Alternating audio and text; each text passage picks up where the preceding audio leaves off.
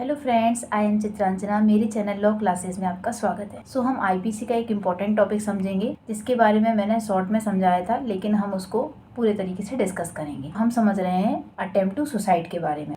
आत्महत्या करना पनिशेबल है या कोई ऑफेंस है, उसको कहीं पे भी पनिशेबल नहीं बनाया गया है क्योंकि ऑलरेडी व्यक्ति उसमें मर जाता है। लेकिन आईपीसी के सेक्शन 309 में सुसाइड के अटेम्प्ट को पनिशेबल बनाया गया है। अब ये सोचने वाली बात ये है कि जो व्यक्ति किसी डिप्रेशन से गुजर रहा है या उसके ऊपर कोई दबाव बना रहा है या वो किसी वजह से मर रहा है, तो ऑलरेडी वो मरने का, अपने जीवन को खत्म करने का प्रयास कर रहा है और उसमें वो जैसे ही बच जाता है तो आईपीसी उसको पनिश कर देती है। तो इसकी काफी आलोचना हुई है और ये सोचने वाली बात है कि इस सेक्शन को इसमें क्यों रखा गया है। ऑलरेडी व्यक्ति एक यातना को झेल रहा है और जब वो अपने ऊपर कोई अटेम्प्ट करता है, मतलब अपने जीवन को खत्म करने का प्रयास करता है और वो बच जाता है, तो आप पकड़ के उसको जेल में डाल देते हैं। इसके पीछे के जो रीजन है उन्हें हम समझेंगे। हम समझते हैं। फ्रेंड्स, हम समझ रहे हैं अटेम्प्ट टू सुसाइड के बारे में, आत्महत्या के बारे में। सबसे पहले हम जान लेते हैं कि यदि कोई व्यक्ति आत्महत्या करने का प्रयत्न करेगा और उस अपराध को करने के लिए कोई कार्य करेगा तो वह किसी भी भांति के सादा कारावास से, जिसकी अवधि 1 वर्ष तक की हो सकेगी, या जुर्माना या दोनों से दंडित किया जाएगा। अब आईपीसी में इसको पनिशेबल बनाया गया है सेक्शन 309 के अकॉर्डिंग। लेकिन ऐसा इसलिए किया गया है क्योंकि हमारा भारतीय संविधान हमें मरने की इजाज़त नहीं देता। जीवन हमको किसने दिया है? ईश्वर ने दिया है।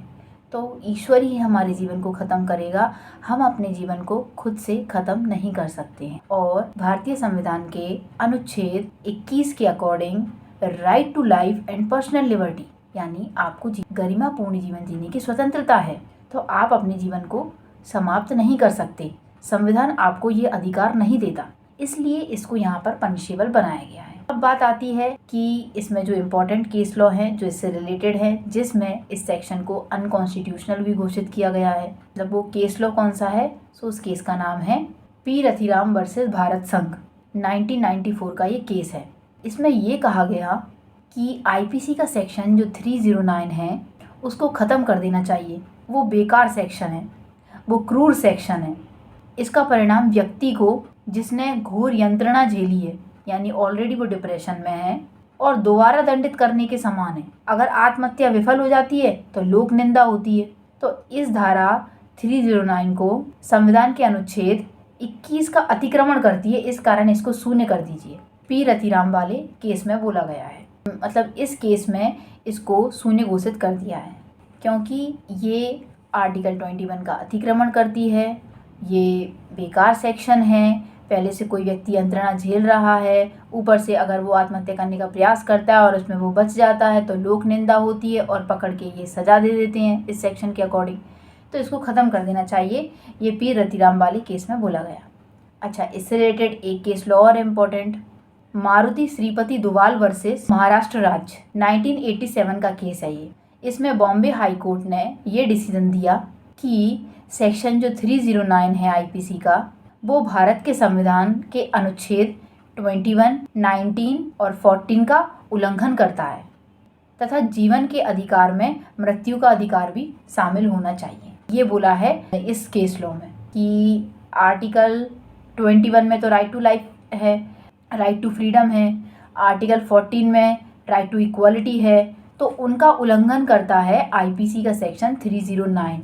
और जीवन के अधिकार में मरने का अधिकार भी शामिल होना चाहिए, ये इस केस लॉ में बोला गया है। क्योंकि 309 मरने की आज्ञा नहीं देती, आप मरने का प्रयत्न करोगे और आप बच गए तो आपको सज़ा मिलेगी आईपीसी के अकॉर्डिंग, इसलिए इन केसेस में ऐसी बात कही गई है। उसके बाद एक केस लॉ है इसी से रिलेटेड इम्पोर्टेंट, इसका नाम है ज्ञान कौर वर्सेस पंजाब राज्य, ये 1996 का केस है। इसमें सुप्रीम कोर्ट ने ये कहा कि जो पी रतिराम वाला केस है उसको निरस्त कर दिया इस केस लॉ में, और ये कहा कि आईपीसी का सेक्शन 309 असंवैधानिक है। मतलब आईपीसी का सेक्शन 309 अनकॉन्स्टिट्यूशनल नहीं है, असंवैधानिक नहीं है। ये संविधान के अनुच्छेद 14, अनुच्छेद 21 के उपबंधों का किसी भी प्रकार से उल्लंघन नहीं करता है। भारत के संविधान अनुच्छेद 21 द्वारा प्रदत्त जीवन के अधिकार में मरने का अधिकार शामिल नहीं होना चाहिए। ये बात बोली गई है ज्ञान कौर वर्सेस पंजाब राज्य वाले केस में। तो इसमें इस सेक्शन को अनकॉन्स्टिट्यूशनल नहीं माना है। कंक्लूजन ये है, मानवीय सम्मान के साथ जीवित रहने के अधिकार में प्राकृतिक जीवन को समाप्त करने का अधिकार कम से कम उस समय तक शामिल नहीं माना जा सकता है जब तक कि निश्चित रूप से मृत्यु नैसर्गिक प्रक्रिया प्रारंभ नहीं हो जाती।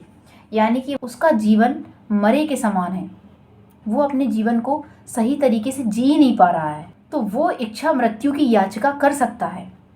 अपने जीवन से वो निराश है, हताश है, उपचार विहीन है, अब उसका उपचार नहीं हो सकता है, वो ठीक नहीं हो सकता है और वो स्वयं इच्छा मृत्यु व्यक्त करता है कि मुझे मेरा जीवन समाप्त कर दिया जाए, मैं इस जीवन से तंग आ गया हूँ, बहुत ही ज़्यादा रोगों से ग्रसित है, तो वो ये दया याचिका कर सकता है।